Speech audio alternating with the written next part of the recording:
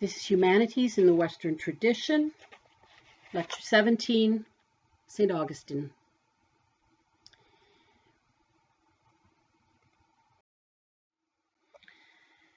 Augustine was born in 354 CE and he died in 430 CE. He is generally known as the last great apologist and as a church father of the early Christian church. He was a theologian. He studied religion. He was born in Tagaste in North Africa, what is currently modern Algeria. His father was a pagan and his mom was a Christian. He had a Greek and Latin education, and he had spent his youth being rather wild. Eventually, he became a seeker of truth and a teacher of rhetoric. In his Confessions, he discusses his personal struggles with sin, especially carnal sin, sexual sin. This was a very real force in his life. His father frequently took him to visit the baths, encouraged him to seek out women and to enjoy women. He had a mistress when he was young and even fathered a child with her.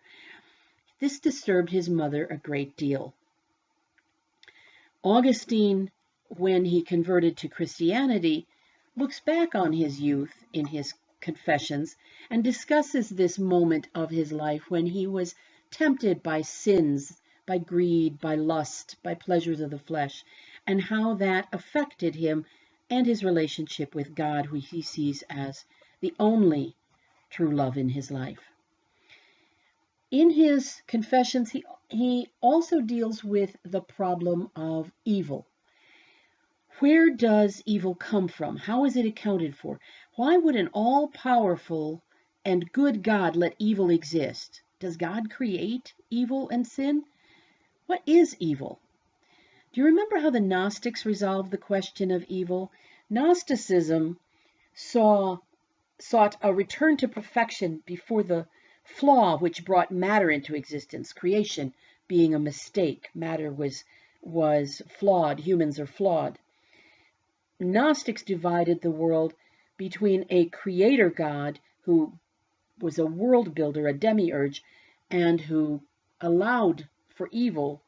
Matter and earthly things bring desires and pleasures and fleshy needs that are not good, are temptations. It is only knowledge which is brought by Jesus, this secret inner knowledge of the Gnostics, that brings us back to the good God, the true God of Christians, the God of light. So Gnostics saw good and evil as two opposing forces in the world, a good and evil conflict with humans as the arena. In Augustine's view, he is influenced by two forces, both other philosophies. One, Manichaeanism. Manichaeanism is like Gnosticism. He embraced this at first to help answer this question. Mani was a 3rd century prophet, Persian.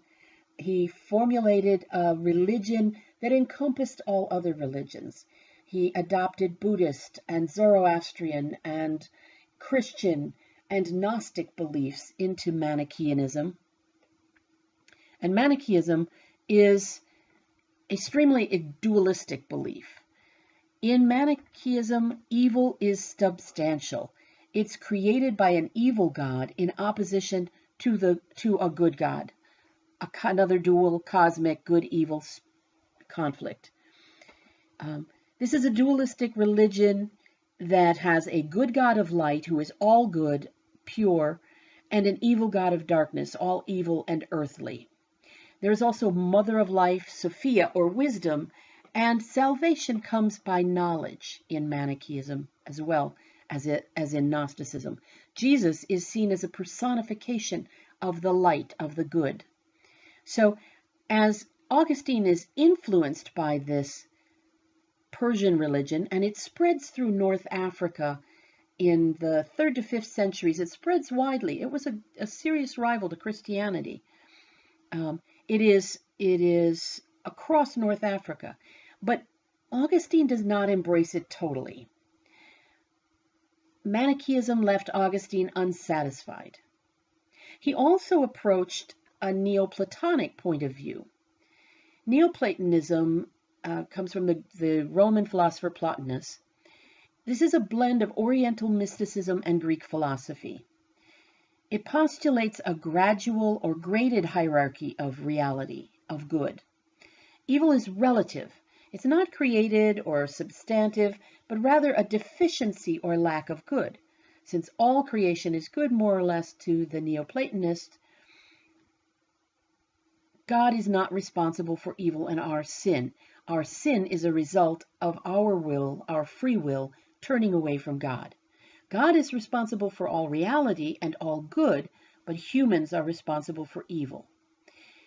It is a blend of these two points of view that leads Augustine to his own perspectives on Christianity. The idea that God is universal and good, omnipotent. He allows evil. He doesn't create evil. He allows evil so that we can exert our free will and turn to him. And his Confessions primarily discusses his own personal turn to God. In 386, Augustine converted to Christianity. This was a personal struggle too for Augustine. His mother prayed for it to happen. His mother, Monica, was married to a man who was a pagan, who had many, many affairs, was an adulterer, and this caused her great pain. Monica worried about Augustine and prayed for his conversion. Another influence in his life was the Bishop of Milan, who became his teacher and friend, Ambrose, eventually St. Ambrose. Ambrose, too, discusses, he disliked the Arian heresy. He saw God as the ultimate force for life and good, and that we should give up earthly things and turn to God. And this influences Augustine greatly.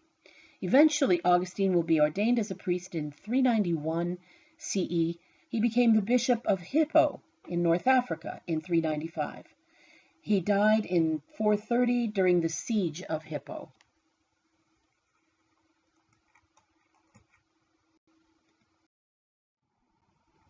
Augustine's theology is concerned with the process of salvation, and he develops a Christian theology in his De Doctrina and his other major work, City of Gods.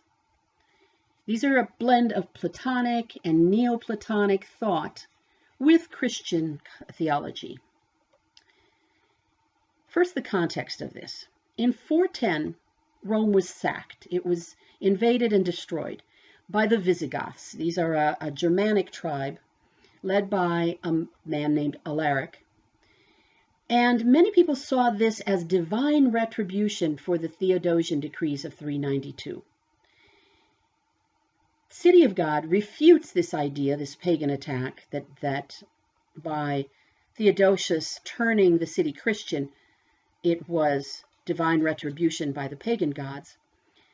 And he also refutes Pelagianism.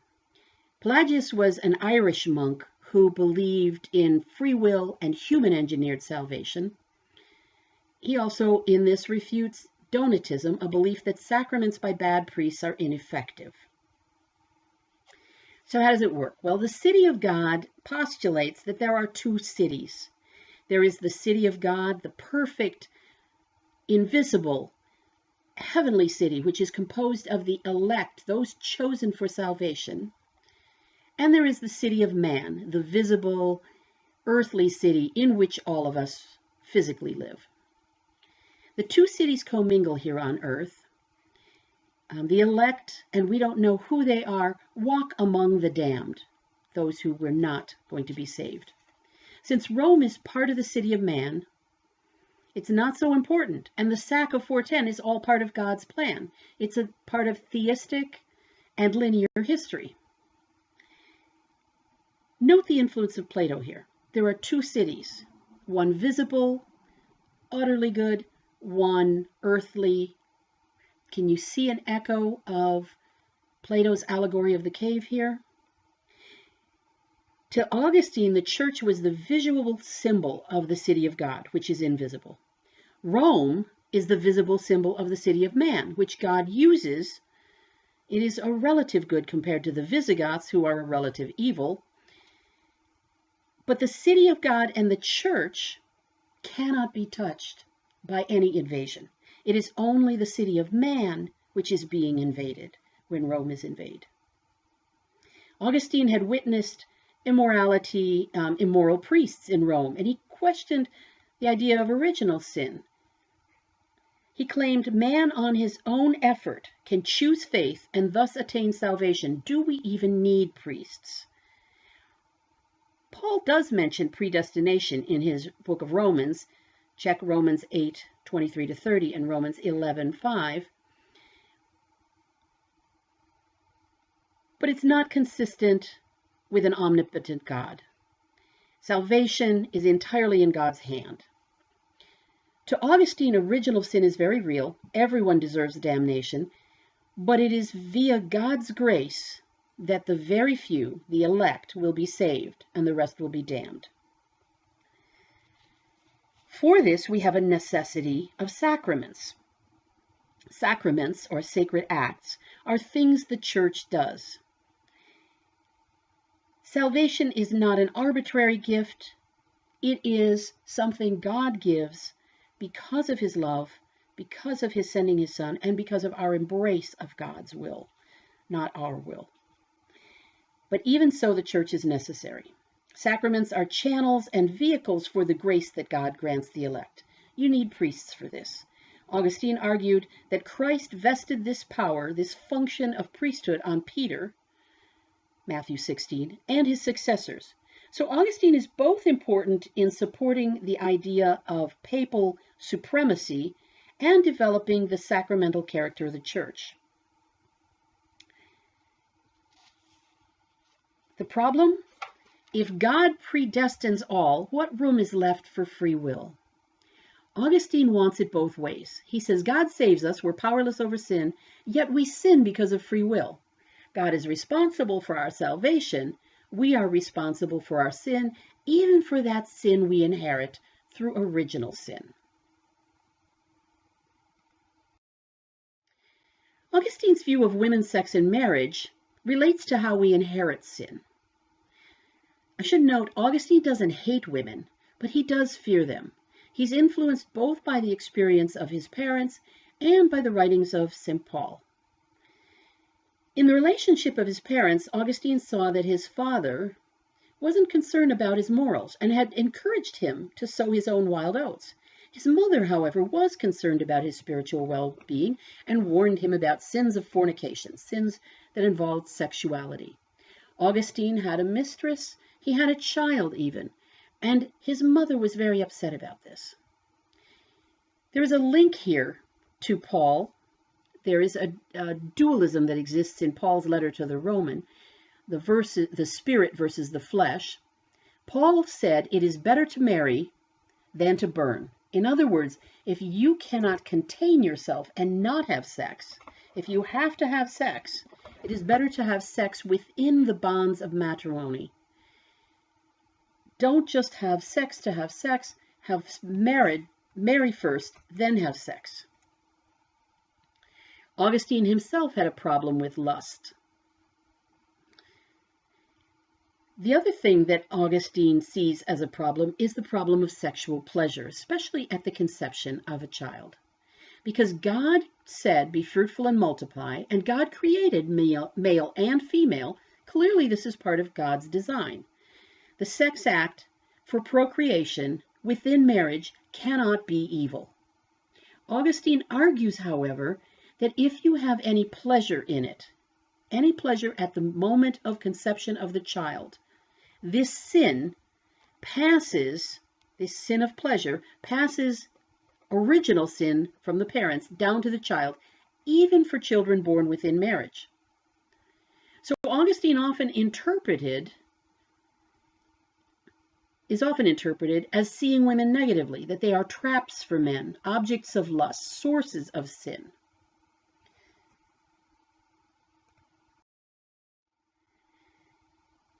Augustine is a little different than other apologists, Christian apologists, because he blends Christianity with Greek and Platonic ideals. Thus far, we've seen Neoplatonic interpretations of sin in Plato's world, in Roman philosophy. Here we have, in Augustine, we have incorporated those into Christian theology. Plato's two worlds are models for cities. Faith and reason and all true knowledge focuses on God. The idea is Christian wisdom is a divine spark that infuses grace. He called it divine illumination. Augustine gives us a God-centered worldview. Everything that happens is part of God's plan. He has Christianized Plato's two worlds and Neoplatonic thought, but knowledge is not virtue. This is not Gnosticism. Grace is virtue. A will oriented toward God is the most important thing a man can do. Focus not on self, focus on God. Salvation, however, is a product of God, not of humans. Only through God can you receive salvation. So God has to be the center of it. Augustine's influence on the Middle Ages is considerable. City of God is an extremely influential work. Its Pelagianism, however, is condemned at the Council of Ephesus in 431.